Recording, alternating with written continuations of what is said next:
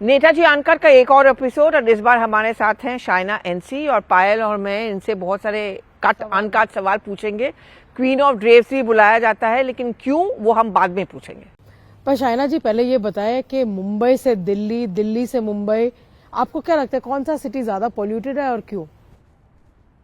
ये क्वेश्चन का आंसर आप खुद जानते हो कि दिल्ली दिल्ली दिल्ली, लेकिन हम जाते हैं ये Mumbai to Delhi local train में, जहाँ आजकल तो चर्चा ये होती है कि जब आप मुंबई आते हैं तो वही वातावरण मुंबई में भी देखने मिल रहा है। बहुत अफसोसजनक है क्योंकि मुंबई का AQI बहुत ही बेहतरीन था because of the sea shore and the coast line that we have, but it's unfortunate. मुझे लगता है ये एक वेकअप कॉल है जहाँ लोगों को ये समझ में आए कि क्लाइमेटिक चेंजेस और ग्लोबल वार्मिंग के असर शुरुआत होती है हमारे पर्यावरण से। तो आपको लगता है कि मुंबई की पॉलिटिक्स भी बहुत खराब, बहुत पॉल्यूट हो गई है क्योंकि 3 पार्टी की जगह 6 पार्टियां, लड़ाइयां चलती रहती है आपस में?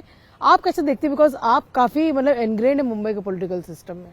तो ऑनेस्टली पायल, आप भी देखते हैं कि आपने कभी भी सोचा था कि 2 फैक्शंस होंगे NCP के? जहाँ तक मेरा पार्टी है, आदरणीय एकनाथ जी शिंदे ने ये पब्लिक मैंडेट लिया जहाँ हमारे कार्यकर्ता, हमारे नेता, हमारे MLAs, हमारे MPs सभी त्रस्त थे वो विचारधारा के साथ, जहाँ उन्होंने कांग्रेस और NCP के साथ सत्ता के मोह माया के लिए सरकार बनाई। तो मैं मानती हूँ कि जहाँ तक शिवसेना का सवाल है, ये एक स्वाभाविक प्रोग्रेशन था, एक प्रोग्रेशन, क्योंकि हिंदू हृदय सम्राट आदरणीय बाला साहेब ठाकरे की विचारधारा की बात करें तो हिंदुत्व के साथ कोई समझौता नहीं हो सकता है।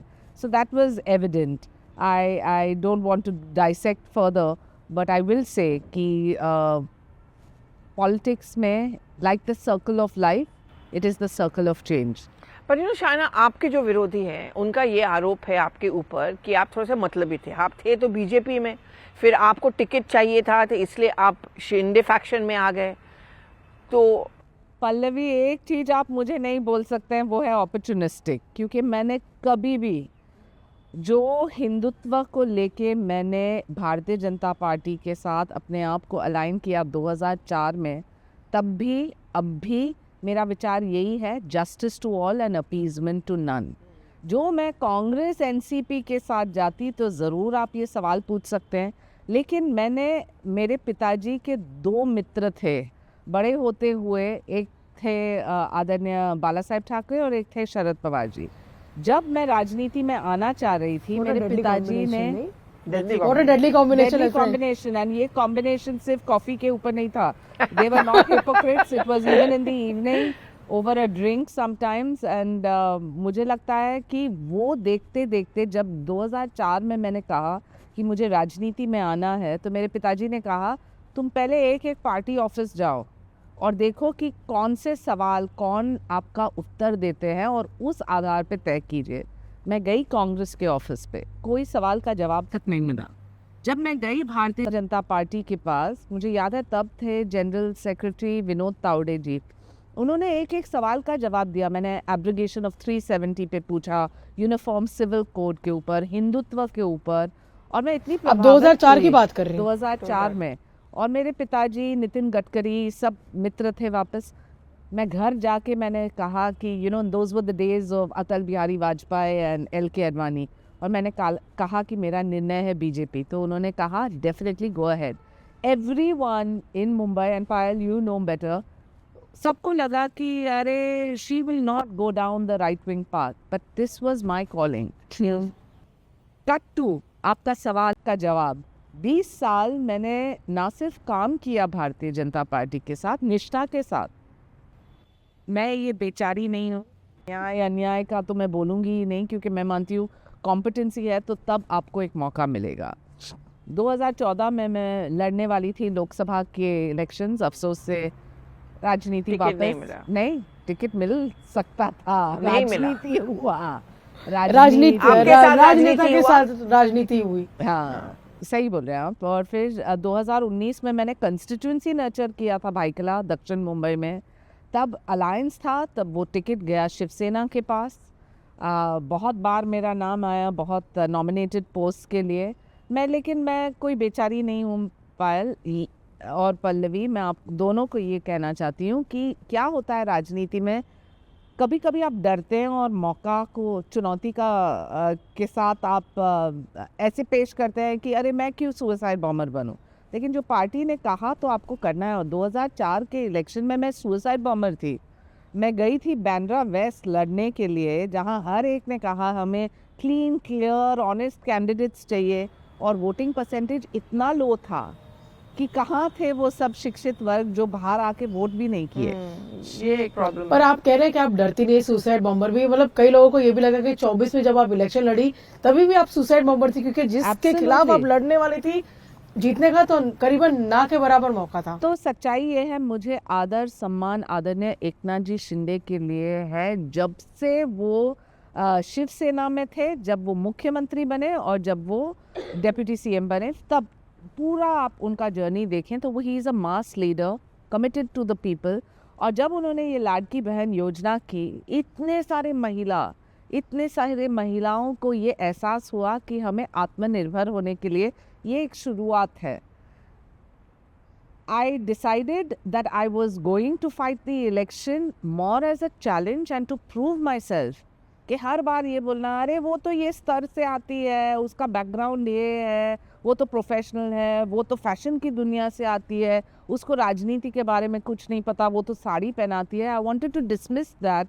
एंड ऑल्सो मुझे याद है जब आदरणीय एकनाथ जी शिंदे ने कहा कि ताई तुम्ही माझी लाडकी बहीण, तुम्ही लढा मुंबादेवी। ऐसा साहब, मुंबादेवी म्हणजे पाकिस्तान 2.0। और मेरे परिवार के सभी, मेरे पति, मेरे बेटी, बेटा, सब ने कहा कि माँ 20 साल तुमने त्याग तपस्या किया है बीजेपी में, तुम जा रही हो एक as a suicide bomber to a constituency that has Dawood Ibrahim, Iqbal Mirchi, Kamathipura red light area, as Bendi Bazaar, as all the gullies where you have 1,70,000 Muslim voters. How can you win? And that too from a hardcore Hindutva party. तो भी शायद इसीलिए आपको भेजा गया शायद। लेकिन शायना, जब आपने बीजेपी छोड़ने का निर्णय किया और शिवसेना, वो ट्रांजिशन कैसा था कि आप बीजेपी में किसको जाके आप अपनी मर्जी से गई, आपसे कहा गया कि आप वहाँ शिफ्ट हो गए? आपके लिए इसलिए आसान था कि दोनों घटक दल हैं, दोनों एलाइज हैं? नहीं, मैं मिली थी आदरणीय देवेंद्र फडणवीस जी को। मैंने कहा कि ये मौका आ रहा है, and the truth is I was to fight Worli against Aaditya Thackeray. और उन्होंने कहा कि मुझे गम नहीं हो रहा है कि तुम जा रही हो, मुझे अच्छा लग रहा है कि तुम्हें ये मौका मिल रहा है, और ये हम साथी है, क्योंकि ये महायुति यानी कि हम सब साथ हैं। फिर मैं संघ के हमारे वरिष्ठ जो हैं, जिनके साथ पारिवारिक संबंध रहे हैं, उनसे भी मैंने बात किया। उन्होंने भी कहा कि आपको चुनौती लेना चाहिए। फिर वापस राजनीति हुई। अपने ही लोग शुरुआत में जो दिखाई देते हैं और बोलते हैं कि हमारा क्या लेना देना, वही सब दखल करते हैं। तब मेरा टिकट कटा और मुझे सदमा हुआ, क्योंकि ये एक दिन पहले था और मुझे समझ में नहीं आ रहा था कि सभी मीडिया में, आपके चैनल पे कितना चर्चा हुआ, Shaina to fight Aaditya Thackeray, Shaina to fight Aaditya Thackeray. Anyway, जब वो हुआ मुझे समझ में नहीं आया कि ये तूफान कहाँ से आ गई। तब मैं एक्चुअली गई थी आदरणीय एकनाथ जी शिंदे को मिलने और दिखाने मेरा काम कि देखिए मैंने वर्ली में ये किया वो किया, और आदरणीय देवेंद्र फडणवीस जी भी वहाँ उपस्थित थे। और तब नेतृत्व, महायुति के नेतृत्व ने तय किया। आदरणीय देवेंद्र जी ने सिर्फ एक वाक्य कहा कि शाइना की एक विशेषता है, जहाँ भी आप उनको दो वो घुस के काम करेगी। और एकनाथ जी शिंदे ने कहा कि ताई तुम्ही माझी लाडकी बहीण, तुम्ही लढा मुंबादेवी, मी तुमची रक्षा करणार। आप में कोई बिटरनेस है कि जब आपका टिकट कटता था बार बार? Absolutely not, because I'll tell you the bitterness was there जब मुझे पता चला कि मुझे वर्ली से, जहाँ मैंने पूरा काम, मेहनत, सब कुछ किया, वहाँ टिकट नहीं मिल रहा है। और महिलाओं के साथ आपने देखा है, हम लोग टोकन्स नहीं है। ये पूछने वाले थे तुम थोड़ी देर में। हाँ, लेकिन इट्स टोकनिज्म, जहाँ आप बोलते हैं कि चलो ये महिला को यहाँ दिया ये, लेकिन आप वही सीट देंगे जहाँ आपको पता है कि, और फिर अपने ही लोग भड़काते हैं और बोलते हैं कि अरे ये तो बहुत कमज़ोर कैंडिडेट है, आप इनको देंगे तो हम इस्तीफा करेंगे। आई डोंट ब्लेम आदरणीय एकनाथ जी शिंदे, क्योंकि उस समय उनको ये निर्णय लेना था। वर्ली एक प्रतिष्ठा का बैटल था और मेरे ऊपर दावा लगाना, शायद उनको ये भी सोचना पड़ेगा कि अपने पार्टी के लिए क्या कर सकते हैं और फ्यूचर में। Mumba Devi was something that nobody wanted. एक gone case It was a gone case. और गॉन केस में आप देखेंगे इतिहास में जितने वोट्स मुझे पड़े बीजेपी शिवसेना के इतिहास में लोकसभा विधानसभा में कभी नहीं हुआ है. We have never crossed even the 30,000 odd mark. And जिस अंदाज से मैं लड़ी, एक दिन नहीं था जहां मैंने ये ठान नहीं लिया था कि मैं जनता के भीतर जाऊंगी, काम करूंगी, क्योंकि मेरे पास कार्यकर्ता कम थे, समय इतना कम था.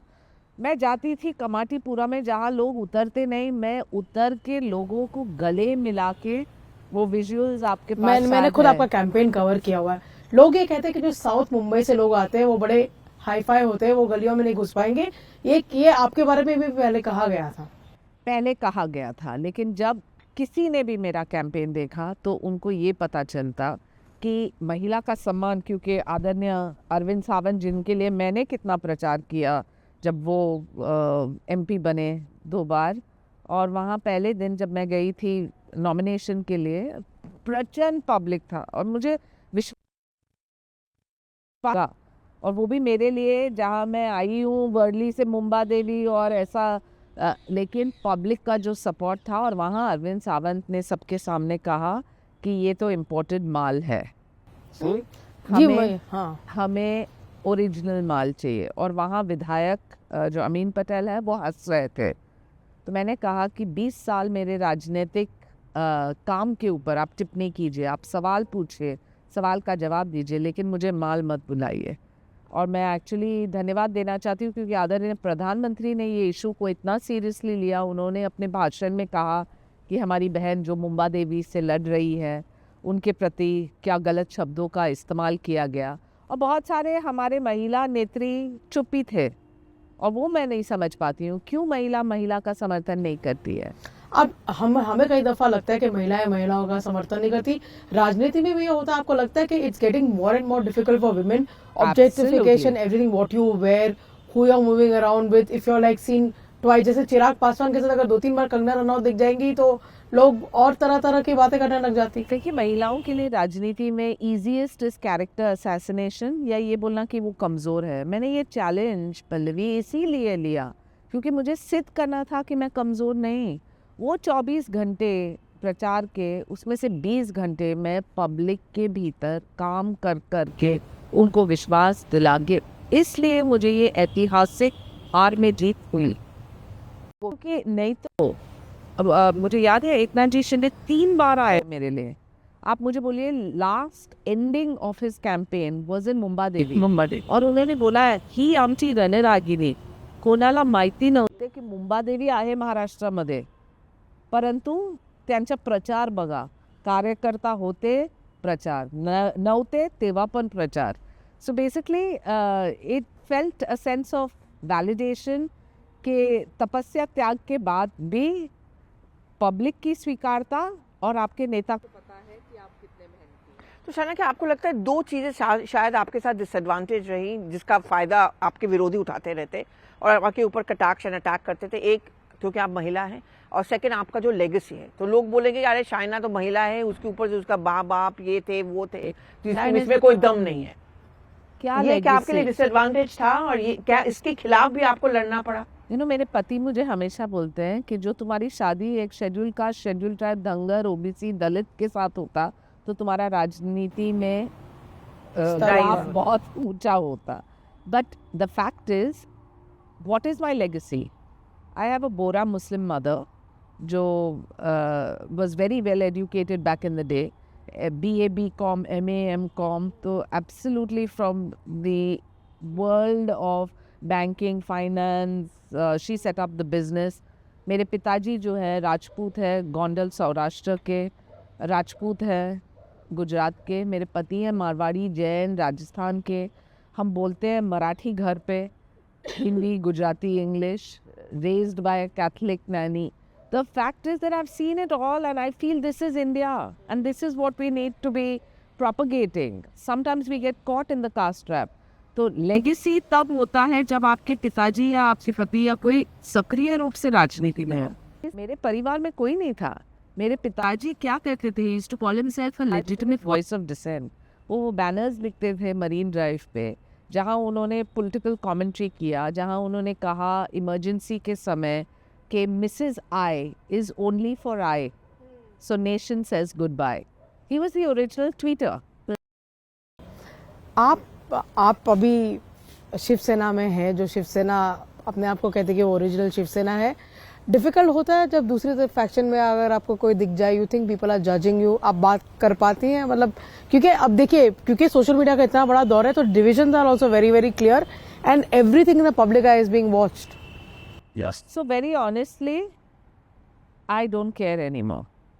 शुरुआत में बहुत गम होता था, बहुत दुख होता था, क्योंकि आपके कुछ दोस्त हैं जो दूसरे फैक्शन में, वो कहते हैं कि पहले हमको शाइना इनसे मिलती तो हमसे बहुत बात करती है, आजकल नहीं करती है। नहीं, मैं बात करती हूँ सबसे, मैंने रिश्ता निभाया है सबसे। ऐसा कोई प्रेशर भी नहीं है एक ना जी की तरफ से कि नहीं बात करनी। Positive a person, I notice, मैंने देखा है कि जिसने मुझे परेशान किया राजनीति में, उनका हाल हो गया है वैसे ही। जैसे एक दो नाम बता दो।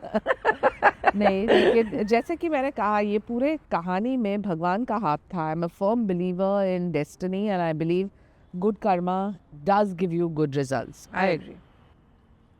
मेरा पूरा जो जर्नी आप देखेंगे तो सामाजिक क्षेत्र में ज़्यादा है।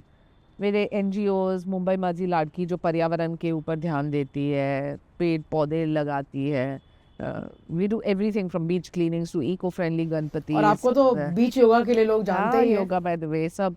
फिर मेरे जायंट्स वेलफेयर फाउंडेशन जो रोटरी लायंस के जैसे है, 625 ग्रुप है, 25,000 सक्रिय मेंबर्स हैं, तो उनके लिए बहुत काम। तो I think that you know that brings a lot of positivity, because when you give to society you get a lot of reward. Shaina, आप इतने एरियाज में काम करते हैं डिफरेंट वे, आपको लगता है कि आज के यूथ को, how do you assess the youth of India versus जो हम बाहर देखते हैं? आपको लगता है कि एक सेंस ऑफ डायरेक्शन है यहाँ पे यूथ की, और उनको क्या, किस चीज की जरूरत? तो मैं आपको बताऊं, ये एक दूसरा जनरेशन है। जब मैं देखती हूँ, क्योंकि आपकी बेटी भी उस जनरेशन से है। My daughter is 26, my son is 19। लेकिन जब मैं देखती हूँ, पेशेंस लेवल के ऊपर बहुत ध्यान देने की आवश्यकता है, क्योंकि वो पेशेंस नहीं है। और जो प्रभाव उनको है आपके सोशल मीडिया और पॉडकास्ट और ये सब, उनका लर्निंग है पूरा ऑनलाइन। जैसे हम लोग पुस्तक पढ़ते थे, you know, entire thing was so newspaper driven, book driven, वो नहीं है अभी। You think social media is a good influence or a bad influence on the youngsters? I think it's a double-edged sword. Definitely a double-edged sword. कभी कभी इतने positive reactions भी आ सकते हैं। अभी मैंने देखा है कि नया जो चल रहा है वो है यू नो भजन, जहाँ बच्चे नाच रहे हैं भजन के ऊपर और वो सीख रहे हैं spirituality like that. Whoever thought this concept would even exist? But I truly believe that in a country like India, when you have good values, और हमारी संस्कृति सभ्यता अभी भी बरकरार है। बेशान, मैं ये आपसे पूछना चाहती हूँ कि आप बाहर की लाड़की बहना, ये सब, अब सब सरकारें या सब पॉलिटिकल पार्टीज इस बात की घोषणा करते हैं चुनाव के ठीक पहले। जब हम बात करते हैं महिलाओं की, क्या आपको लगता है कि पॉलिटिकल पार्टीज भी अब महिलाओं को इस्तेमाल करने लगी है कि इलेक्शन के ठीक पहले इस तरह का अनाउंसमेंट करना, या ये वुमेन एम्पावरमेंट के लिए या नारी शक्ति के लिए ज़रूरी है? महिलाओं को क्या चाहिए? उनको चाहिए शिक्षा, उनको चाहिए सुरक्षा, और उनको चाहिए कि वो आत्मनिर्भर बने। आत्मनिर्भर होने के लिए आप नहीं उठ सकते कि आपके पति या आपके पिताजी आपको पैसा देंगे। कभी कभार जब सरकार पैसा देती है, ये शुरुआत है। वो शुरुआत के लिए जो 1500 मुझे हर महीना मिले और मैं एक मेहंदी क्लास चालू करूं घर पे, या एक टिफ़िन सर्विस चालू करूं, तो उसमें मुझे बहुत फ़ायदा मिलता है। और फ़ायदा के साथ सम्मान, क्योंकि वो ही मल्टीप्लाई होते रहता है। और महिलाओं को बचत करना भी आता है। तो मैं मानती हूँ this is more a welfare scheme which empowers women than looking at it as a freebie subsidy shop. आज कोई भी जगह आप देखो जहाँ महिला सशक्त है, वहाँ उनको सम्मान भी मिलता है, घर में भी सम्मान मिलता है। और हाँ, वो एक वोट बैंक है, क्या गलत है उसमें? हम 50% महिला है। आज भी आप देखेंगे तो पार्लियामेंट असेंबलीज में क्या 14%, 11%? Is this a talking point? And when we as a country have evolve, प्रधानमंत्री को actually salute to him. Mudra banking हो, उज्ज्वला हो, प्रधानमंत्री आवास योजना, स्वच्छ भारत अभियान, who are the recipients of all of this? It's only the women. whether it's dignity when you go to the washroom in the toilet, या फिर आप देखेंगे कि घर उनके नाम पे, या फिर आप देखेंगे कि मुद्रा में उनको एक छोटा लोन मिल गया, या जनधन में वो ये 1500 बचा सकती है. तो look at it holistically and not as if that we are empowered and what is the reason to give freebies, subsidies, sops. मैं मानती हूँ कि हाँ सशक्त करो एक ढंग तक और फिर then move them out of that. और वही प्रयास है. लाडकी बहन को लेके चेक्स एंड बैलेंसेस है, जहाँ आप देखेंगे कि जो महिला अभी सशक्त हुई है, she is not a recipient of Ladki Bahin any more. But आपको लगता है कि लोग इनके नाम पे वोट तो मांगते हैं, चाहे हम बिहार में देखें या कहीं और, पर जब भागीदारी की बात आती है तो सरकारों में कभी महिलाओं का बहुत कम भागीदारी देखा जाता है, उनको इतना मंत्रालय वगैरह नहीं दिया जाता. नहीं दिया जाता है. और ऐसा है कि डाइनिंग टेबल पे 10 आदमी बैठे हैं, सेंटर टेबल पे चर्चा कर रहे हैं, एक महिला वहाँ फ्लावर पॉट या फिर से एक पास है. We want to be on the dining table deciding very vociferously. और उसके लिए नारी शक्ति वंदन बहुत ही ज़रूरी है. और मैं उम्मीद करती हूँ कि आदरणीय प्रधानमंत्री एक ही व्यक्ति है जो कर सकते हैं, और 2029 में ज़रूर होगा. और बात करते हैं साड़ी की. पायल तुम पहनती हो साड़ी? नहीं, मैं भी नहीं पहनती, बिकॉज मेरे पास है. शायना अभी मैंने देखा आपने 2 मिनट में साड़ी ड्रेप कर ली. शायना हम और वो लोग भी आप पैंट्स के ऊपर. कितने साल से आप ये देखिए पैंट के ऊपर देखिए हमारे है मेरे जूते, और उसके ऊपर है मेरा साड़ी और मेरा तो आपको जैकेट. क्वीन ऑफ ड्रेप्स कहा जाता है. 54 तरीके से आप साड़ी पहनते हो. जी. तो 54 तरीके कितने अलग अलग कैसे होते हैं? मतलब बाकी सब स्टेज के अलग अलग स्टाइल होता है या आपने तो मैं आपको बताऊं सच्चाई, जब मैं पढ़ रही थी पॉलिटिकल साइंस और लॉ, मैंने बोला फैशन सबसे बकवास बिजनेस है. मेरी माँ ये इंडस्ट्री में थी as a business woman cum a designer back in the day, हाँ 50-55 साल पहले. और मुझे लगा कि ये क्या है, ये लेडीज़ बनाते रहते हैं. और ये एक बार मेरी माँ की तबीयत ठीक नहीं थी और मैं सेंट जेवियर्स कॉलेज में पॉलिटिकल साइंस पढ़ रही थी, तो मैं गई as a filler and I just created a collection. खट खट खट टेलर ऐसा बनाओ वैसा बनाओ, और जो बिका और जो पैसा मैंने देखा 18 साल में मैंने बोला ये इंडस्ट्री बेहतरीन नहीं है, fashion is the life ahead for me. तब मैंने मेरा ये लेबल शाइना एनसी, क्योंकि हर कोई मुझे स्कूल में बोलते थे अरे ये तो नाना चुरासमा की बेटी है, अरे ये तो ये इसकी बेटी है. तो मुझे मेरा आइडेंटिटी के लिए शाइना एनसी मैंने ब्रांड चालू किया और मैंने काम चालू किया. और मुझे पता नहीं था कि मेरे हाथ में ये जादू है. तो हमने देखा. खट खट खट खट खट खट खट. तो 54 कौन से होते हैं?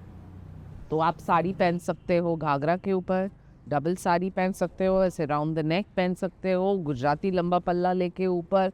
मैं आपको वीडियोस भेजूंगी तो आप देखिए.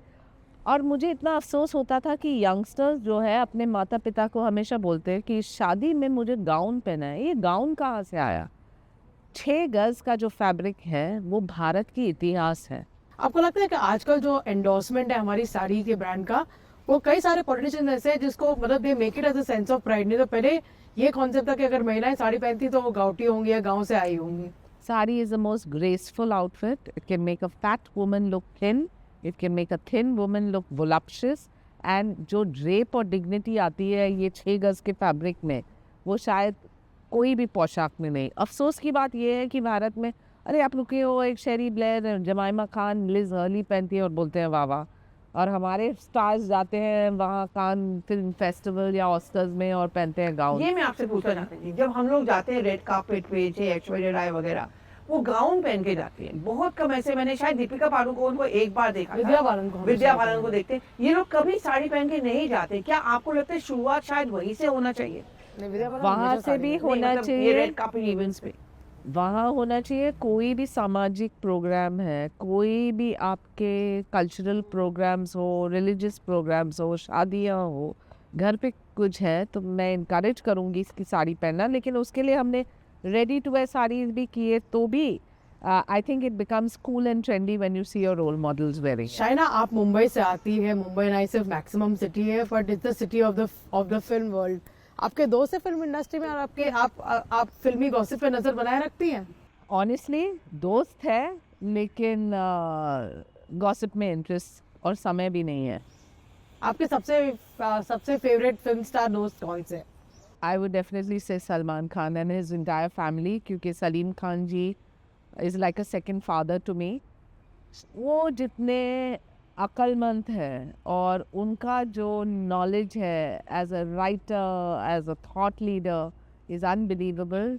उनके परिवार के एक एक सदस्य हमसे बहुत करीब हैं. उनकी बेटी अर्पिता एंड अलवीरा बेबी और हम बहुत ही अच्छे दोस्त पल्लवी हैं. शायद थोड़ा सा अपसेट हो जाएंगी बिकॉज उनका फेवरेट शाहरुख खान है. ओके. नहीं, पर सलमान खान भी मुझे पसंद है. To them but I think I am more connected to the family मुझे एज सलमान खान भी पसंद है, लेकिन शाहरुख. मैं साड़ी की बात इसलिए फिर से करूंगी. आई एम सॉरी, मैं बार बार आ रही हूँ. आपके हिसाब से who has got the best collection of sarees amongst women politicians? Oh really, are we actually judging that? नहीं, मतलब I just want to know. just want to know. Because बहुत कम नेता हैं जो साड़ी पहनती हैं. So I don't know what it is, but I feel sometimes as a neta, and I feel it myself also, we try to tone down. We don't want to show. We want to be as simple as we possibly can. And given that reference to context, I think that one of the dignified politicians who always wears a sari nicely is maybe Neelam Tai Gore in Maharashtra. Jaya Bachchan maybe in Delhi. I don't think she wears that many saris as she wears kurtas Sonia and Gandhi. saris. Yeah, why not? Indira Gandhi, Sonia Gandhi. There are lots of people. I think a sari does justice to all. So Draupadi Murmu also president has yes, very good collection. why not? I mean, we are coming to the end of this episode for sure, but China, I mean, you've seen, like you said, you started by saying कि आपके father ऐसे थे जो शरद पवार के साथ भी बात कर सकते थे और बाला साहब ठाकरे के साथ भी बात कर सकते हैं. आपको लगता है कि कभी ना कभी ऐसा कोई मौका यहाँ पे आ सकता है कि जो सारे पुराने दोस्त हो वो वापस आ सकते हैं? दोनों गुट एक साथ हो जाए. आपको क्यों लगता है क्यों इतने नाराज हो गए थे बीजेपी वाले उद्धव ठाकरे जी से? मैं कोई भविष्यवाणी देना चाहती हूँ and definitely not a political भविष्यवाणी, लेकिन मैं ज़रूर कहूँगी कि the only most popular leader in this country is Narendra Modi ji. और उनके विचार को लेके जो भारत में परिवर्तन आया है, the graph, I mean, which other world leader, not even Putin, has a graph which just escalates with no down.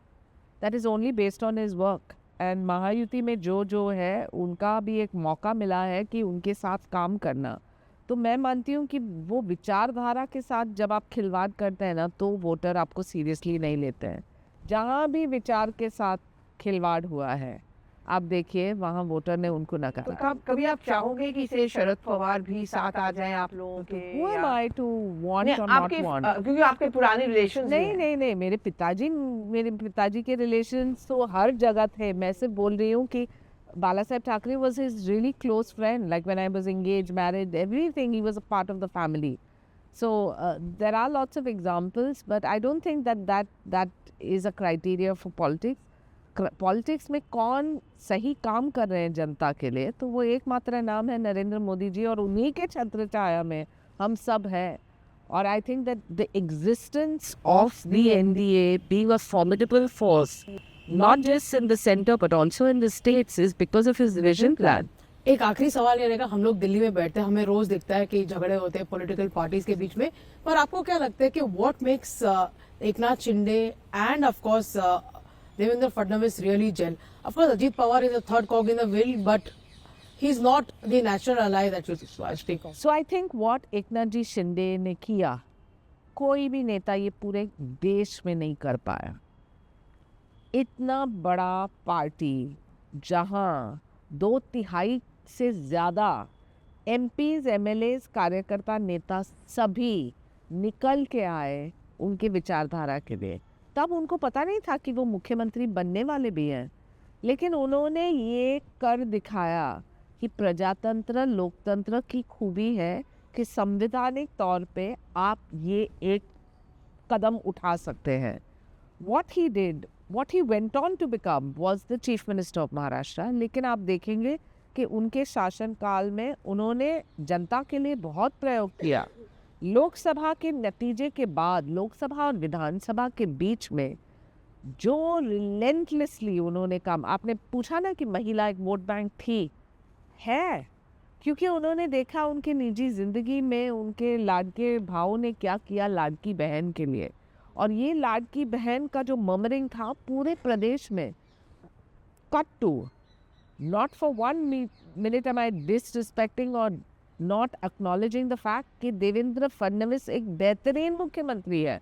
उनका जो विजन प्लान है महाराष्ट्र के लिए, जो उन्होंने किया इंफ्रास्ट्रक्चर के लिए, अपरंपार। जब वो बने थे मुंबई के महाराष्ट्र के अध्यक्ष 2012 में, तब मैं उनकी कोषाध्यक्ष थी, तो मैंने उनके साथ भी बहुत अच्छा काम किया। क्या होता है राजनीति में, जो इर्द गिर्द है ना वो कान भरते रहते हैं, और ये है सच्चाई। तो ये दोनों नेता इतने कॉम्प्लीमेंट्री हैं। Eknath ji Shinde as a mass leader on ground, अभी भी जहां आप जाओ तो पब्लिक उनके इर्द गिर्द सब जगह, और क्यों? क्योंकि एक लोकप्रियता है। देवेंद्र फडणवीस का जो understanding of subjects, lateral reading, he is so knowledgeable, and as an executor that is the combination which is required, जो महायुति लाती है महाराष्ट्र के लिए। तो मैं सिर्फ ये कहूँगी एक छोटे कार्यकर्ता के नाते कि मीडिया के स्टोरीज़ के ऊपर मत जाइए। हकीकत ये है, एक तरफ है देवा भाव, एक तरफ है आमचे आदरणीय, dedicated to the common man, DCM Eknath ji Shinde. Well of course Shahna के साथ सवालों का दौर तो आगे भी जारी रहेगा, पर फिलहाल एक छोटा सा विराम लेकर के हम अगले एपिसोड, और अगले बार हम आपसे साड़ी पहनना सीखेंगे। बिल्कुल। और अगली बार आप मुझे ये सवाल पूछिए कि कौन से जर्नलिस्ट बेस्ट साड़ीज पहनती है। चलो ठीक है, अगले सीखने बार के बाद। थैंक यू वेरी मच हमसे बात करने के लिए। Thank you.